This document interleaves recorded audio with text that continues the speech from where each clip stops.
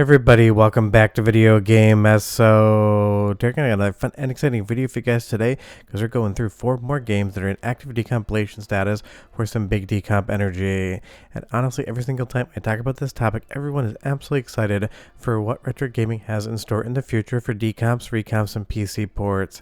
And even though N64 is still leading the charge when it comes to N64 recomps and ports, we have a lot of different systems to talk about today and a lot of fun games.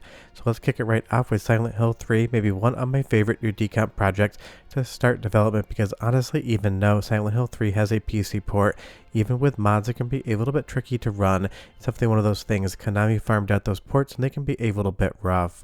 But honestly, of all the Silent Hills 1 through 4, I would say 1 is my favorite for that absolute nostalgia, and then 3 comes in a very close second. So the idea of being able to maybe one day play this as a recompilation or even a PC port based upon the decomp code would be absolutely amazing. It's just one of those things. Silent Hill is back in a big way. We got Silent Hill 2 Remake as well as Silent Hill F and another game on the way. So if we take a look at the GitHub page here, you're going to see that these are the project goals: 100% byte matching decompilation of Silent Hill 3 so they can better understand how the engine works, and then maybe another team or even this team could go ahead and do a code port over to PCs. Just think about that universe in which we have high frame rates, we have HD or even better graphics, and we have a PC executable that doesn't require a ton of patches to try to even hope to get it to run. And you will see here, as of 2 hours ago, as of me recording this voiceover, that was the most recent update on the Silent Hill 3 decomp. But just so you know, all 4 of the games featured in this video are just getting their life started in a decomp process, and right now Silent Hill 3 is 0.9% decompiled, basically near to 1%. But obviously every single one of these projects needs to start somewhere, because for every single 100% decompiled game we have, it has to start less than 1%. Now of course, like anything, there is no guarantee that any of these projects will see the finish line, because we've seen games stall out at like 75 or 80% decompiled for a long time. We just have to be optimistic, because there's going to be a lot of innovation on the PlayStation 2 side of things with both recomps, decomps, and PC ports, because we have the PS2 recomp tool that is in active development, as well as all these different decompilations. So if you take a look at the heat map here, you're going to see it is pretty cold. A lot of the modules are absolutely just gray or blacked out with 0% decompilation going on. And you'll see here, when you see blue, that means something has been done. If you kind of pay attention to the text, you'll see different areas in the game: hospital, church, things such as that. I won't go into too much of what those are. If you've never played Silent Hill 3 before, I don't want to ruin it for you. And you'll see here, there's some functions for the town incorporated as 100% decompiled. But honestly, I'm absolutely excited for this one. I love everything Silent Hill, even the bad games, so the idea that one day we could be playing Silent Hill 3 on PC in a modern environment, that's just why I love video game decompilations. And I would say Silent Hill 3 is bringing the biggest decomp energy we have here, absolutely slinging pipe when it comes to something like a decomp. But you tell me down below, favorite Silent Hill game and the one you'd love to see on PC first.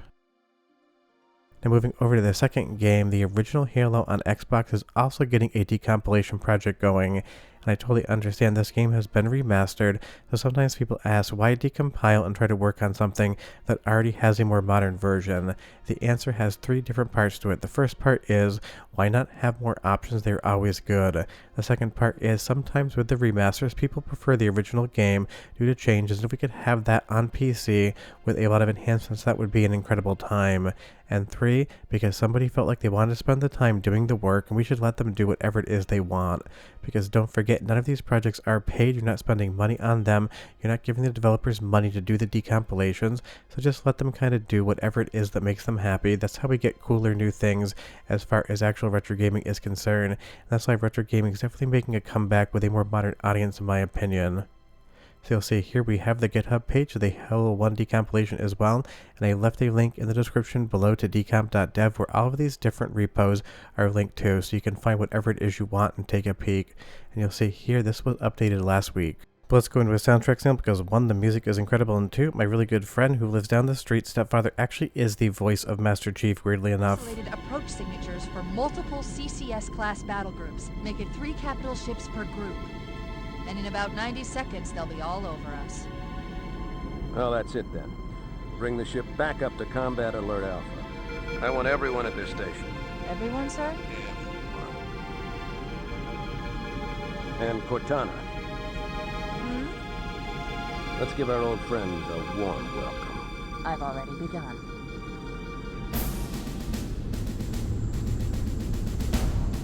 Attention, all combat personnel. Please report to your action station.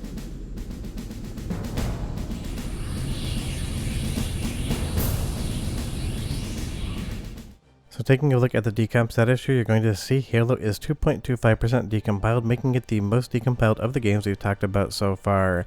If we go to the heat map, because this is an Xbox game, which is a little bit more complicated, or can be, as far as its modules and how it actually works, you're going to see an absolute sea of black here with a couple different blue dots, and then even less in the green side of things.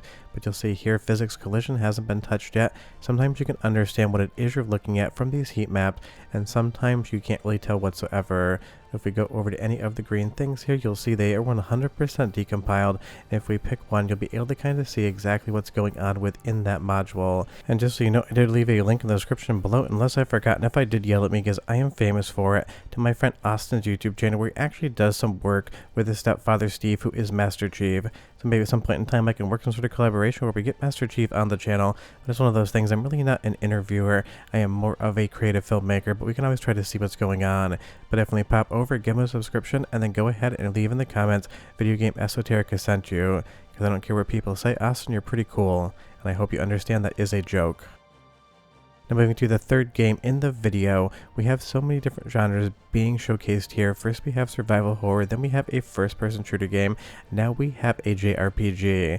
And that really is the fun part about exactly these decomp projects. You get so many different things from so many different people.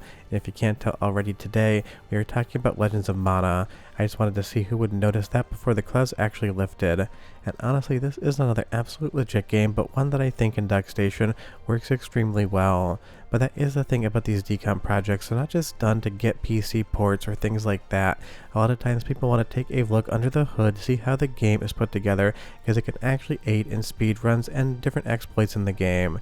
Now, I'm not saying that's why somebody is actually decompiling this. I'm just saying when you think of decomps, you think of an end goal of a PC port. But a lot of times people actually do this stuff just to kind of get an idea of exploits and different speedrun strats. But you'll see here there is a GitHub repo for this as well, and again, these are all still early in their development, but they've all been updated recently, so we know they are fresh and still being worked on. So as of the recording of this video, the last commit was actually yesterday, which means we are pretty good as far as how far they are along. And honestly, that is a pretty exciting time, because it's so much fun to see so many different consoles, even handhelds, and different genres represented in all of these projects. And honestly, I think in like 5 or 10 years, you're probably going to see a couple hundred PC ports based upon these decomps, because as the tooling gets better, as more people start working on them and finish them and learn new things, you're just going to have an entire ecosystem of people working on retro games, either as static recomps or as PC ports, which is just going to lead to a richer retro gaming environment in the future. Because if you think about it this way, I know how to emulate games all day long, and you as a viewer probably do as well. But think of somebody in their early to mid 20s who didn't grow up with these games and suddenly starts hearing that you can play some of the best games of all time, at least as far as people's opinions are concerned, and all you have to do is double click a PC executable. That is a fun future. So you'll see here Legends of Mana is 2.95% decompiled. If you take a look at the heat map, you're going to see that some of these modules are massive. Now they're not really called modules, that's just what I call them, but as far as the CD decompression of data is concerned, it is 99.69%, very nice number indeed, decompiled to almost 100%. So again, Legend of Mana is very early in its development, but this thing is absolutely a gorgeous 2D pixel art game from PlayStation 1 era. I remember playing the ever-loving hell out of this back in the day. Well, it's been about 10-15 years since I probably sat down and actually gotten into it again. If you somehow never played Legend of Mana before, I can't recommend it enough. It's a straight 10 out of 10. Now moving over to the last game in this video, and one that I can safely say I have never played before. This is Final Fantasy Crystal Chronicles. I knew this existed, I saw it on store shelves back in the day, and it's one of those things. I even have it sitting on my shelf, I've just never actually put it into my GameCube. So you tell me down below, is this something I should be playing, or is it something that I can kind of just leave to the quote-unquote shame pile? Because trust me when I say my shame pile is so big that if I played a single game every single day until I beat it, I have more games to play than I actually have years left in this lifetime. It is one of those things, I'm constantly adding different things, and sometimes I just don't get around to them, and I'm at the point now where I'm not going to be able to play all of these games before I am dead and buried in the ground. one of those things. Some people find that a morbid thought. I just kind of find it funny. But again, there's so many different Final Fantasy games out there, and clearly someone loves Crystal Chronicles enough to go ahead and decompile it. But you tell me down below again, favorite Final Fantasy game? I would be very curious. For me, the Super Nintendo one still reigned the best as far as those titles are concerned, with Final Fantasy VII coming in a very close second. And as far as the modern games, I really haven't played any of them whatsoever, so I'm really not sure how to give you guys any feedback as to which one of those would be best. Now taking a look at the actual GitHub page here, this one has a little bit more information and some that is very important. You're going to see that it is in active development, but it does use a very specific version of the game because it has debug symbol files. Debug symbols just aid in better understanding not only how to decompile these things, but also how they all work together. And trust me, not every single game has debug symbols. If it did, these processes would move a lot faster.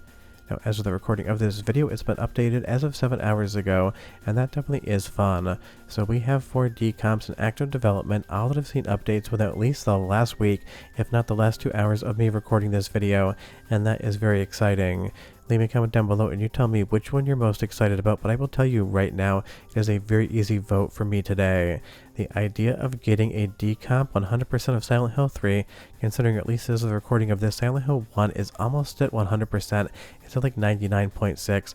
That is just exciting. I want to see all 4 original Silent Hill games, 1, 2, 3, and The Room, completely decompiled and ported over to PC. And while I understand that it's an absolute metric shit ton of work, it's one thing that I hope happens in the future, because it would be a very bright future indeed, even if Silent Hill is dark.